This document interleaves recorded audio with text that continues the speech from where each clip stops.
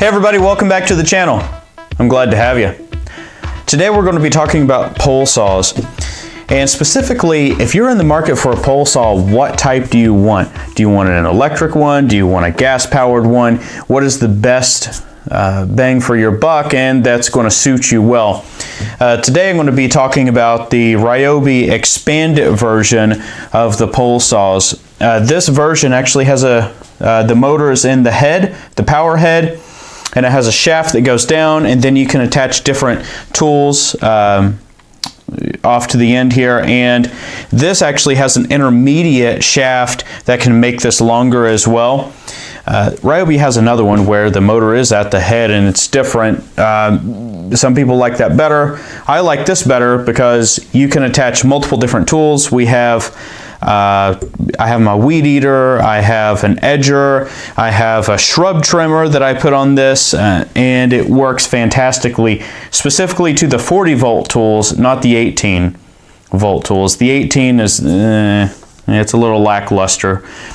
So the model number for this on this power head is RY40006, and then this chainsaw, which is a 10-inch chainsaw, can saw up to 8-inch thick or 8-inch in diameter trees, and it's RYPRN33. So this can work with a number of manufacturers that has the power head. The cool thing about this tool right now is that I used to have a gas one, it's not as loud and it's quiet, so you don't have as much vibration. You don't have to have all the fumes like that. So as you're murdering trees, you're doing it environmentally sustainable. Did you get lost in your thoughts? No. So the cool thing about this pole is that as it stands right now, it's right around 6 feet, but if you put this on, this is another 36-inch bar, it goes up to 9 feet, which means your typical average height, if you add another 5 feet onto this, can be right around 15 feet. That works great, especially around trimming small limbs, things like that. But you want to make sure that you're far enough away that it doesn't fall on you. That's pretty dangerous if you're not careful. But anyway, so the test that I'm going to do today is two different tests. We're going to do one with the shortest version of the tool, which this is 6 foot, and I will be sawing into, this is an apple tree. This is 5-inch diameter, so we'll take a couple slices off here, and then I'll put the intermediate shaft on and make it a 9 foot, and then we'll see how it cuts the same. You do lose power once the shafts get longer. That's to be expected, so let's just give it a shot. We'll try it out.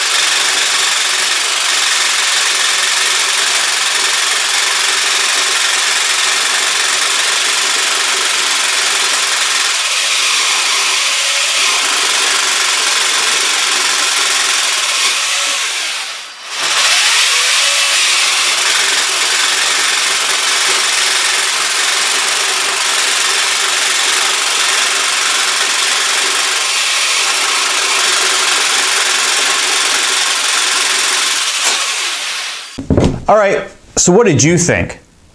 It's not the most smooth cutting chainsaw in the world. However, I think the benefits of being able to use this head unit, be able to switch out different tools, still get the job done, is well worth it. It was able to cut through this wood. Something I didn't tell you, and you could probably see it right through here, the watermarks, is that this is wet wood, and it's hard stuff, and it's pretty coarse too. There's a couple nuts that I cut through in the wood. So if you did see the jumping, that's why. One thing I would recommend, replace the chain on this bar, and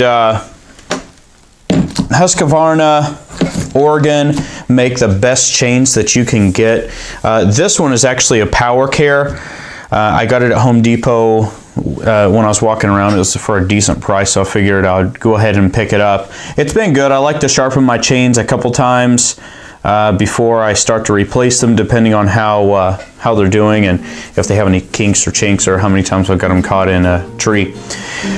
So I hope this video is helpful for someone to see how this actually performs with the short and with the extended version with the intermediate bar attached to the head unit.